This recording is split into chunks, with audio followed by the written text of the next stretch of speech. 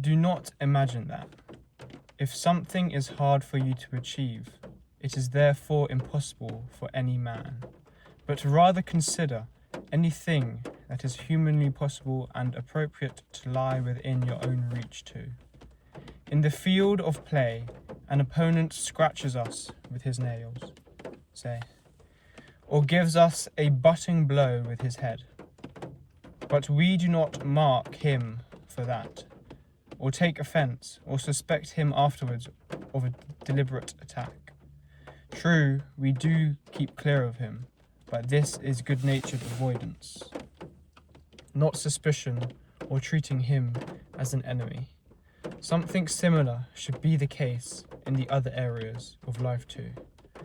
We have people who are our opponents in the game, and we should overlook much of what they do. We can avoid them, as I say, without suspicion or enmity. If someone can prove me wrong and show me any mistake in any thought or action, I shall gladly change. I seek the truth, which never harmed anyone. The harm is to persist in one's own self-deception and ignorance. I do my own duty.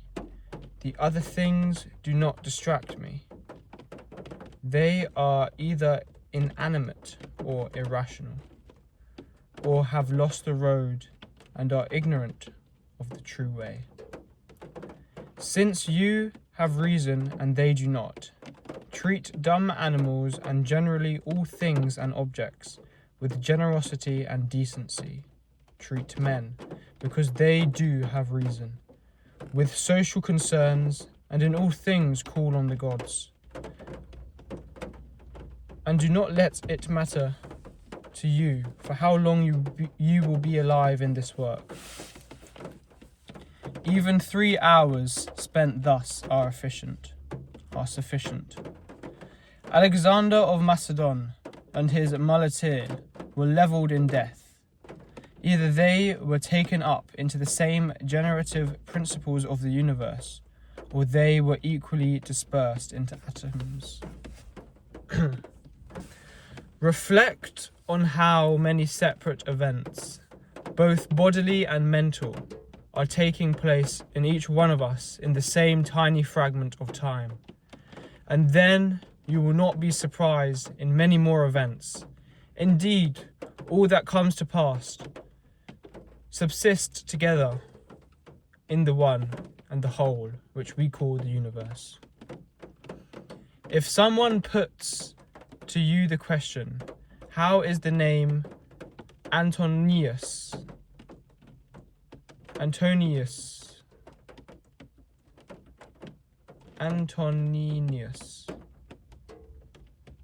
If someone puts to you the question, how is the name Antoninus spelt?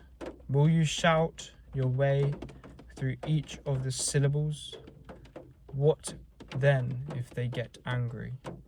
Will you lose your temper too? Will you not rather calmly go through the sequence of letters, telling each one in turn? So also in your life here, remember that every duty is the completed sum of certain actions. You must observe this without being disconcerted or answering others' resentment with your own, by following each purpose methodically to its end. How cruel it is not to allow people to strive for what seems to them their interest and advantage. And yet, in a way, you are forbidding them to do this. When you fuss that they are wrong, they are surely drawn to their own interests and advantage. But it is not actually so. Well then, teach them, show them, do not fuss. Death is relief from reaction to the senses, from the puppet strings of impulse, from the analytical mind, and from service to the flesh. Disgraceful if, in this life, where your body does not fail, your soul should fail you first. Take care not to be Caesarified or dyed in purple. It happens. So keep yourself simple, good, pure, serious, unpretentious, a friend of justice, God-fearing, kind, full of affection, strong for your proper work. Strive hard to remain the same man that philosophy wished to make you.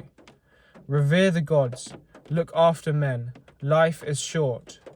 The one harvest of existence on earth is a godly habit of mind and social action.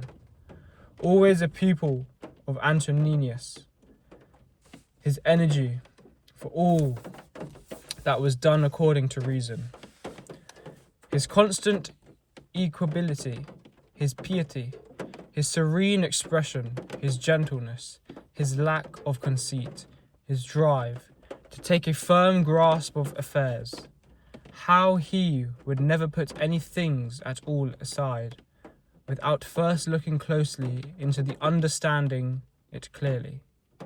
How he would tolerate those who unfairly blamed him, without returning the blame. How he was never rushed in anything. He would not listen to malicious gossip. He was an accurate judge of men's character and actions, slow to criticize, immune to rumor and suspicion, devoid of pretense. How he was content with little by way of house, bed, dress, food, servants, his love of work, and his stamina. He was a man to stay at the same task until evening, not even needing to relieve himself except at his usual hour. Such was his frugal diet, constant and fair in his friendships, tolerant of frank opposition to his own views, and delighted to be shown a better way, God-fearing but not superstitious. So may your own last hour find you with conscience as clear as his. Sober up, recall yourself, shake off sleep once more, realize they were mere dreams that troubled you. And now that you are awake again, look at these things as you would have looked on a dream. I am made of body and soul. Now to the poor body of all things are indifferent, as it cannot even make any distinction. To the mind, all that is not its own activity is indifferent, and its own activities are all in its control. But within these, the mind is only concerned with the present. Its activities in the future and in the past are also indifferent at any present moment. The pain of labour for hand or foot is not contrary to nature, as long as the foot is doing the work of a foot, and the hand the work of a hand. So likewise for a man, qua man, there is nothing contrary to nature in pain, as long as he is doing the work of a man, and if not contrary to nature him, not any evil either. As for pleasure, pirates, catamites, parricides, and tyrants have enjoyed it to the full. Do you not see how the working craftsman, while deferring to the layman up to a point, nevertheless sticks to the principle of his craft, and will not bear to desert it? Is it not strange, then, that the architect and the doctor will show greater respect for the guiding principle of their craft than man will for his own guiding principle, which he has in common with the gods? Asia, Europe are mere nukes of the universe. Every ocean is a drop in the universe. Mount Athos, a spadeful of earth, is the universe. The whole of present time is in a pinprick of eternity. All things are tiny, quickly changed, evanescent. All things come from the other world, taking their start from that universal governing reason, or in consequence of it. So even the lion's gaping jaws, poison, every kind of mischief are like thorns or bogs, consequential products of that which is noble and lovely. So do not think them alien to what you worship, but reflect rather on the fountain of all things. He who sees the present has seen all things, both all that has come to pass from everlasting and all that will be for eternity. All things are related and the same. You should meditate often on the connection of all things in the universe and their relationship to each other. In a way, all things are interwoven and therefore have a family feeling for each other. One thing follows another in due order through the tension of movement, the common spirit inspiring them, and the unity of all being. Fit yourself for the matters which have fallen to your lot, and love these people among whom destiny has cast you, whereas your love must be genuine. An instrument, a tool, a utensil, all these are fine if they perform the function for which they were made. And yet, in such cases, the maker is external to the object made. In the case of things held together by organic nature, the power that made them is within, and immanent in them.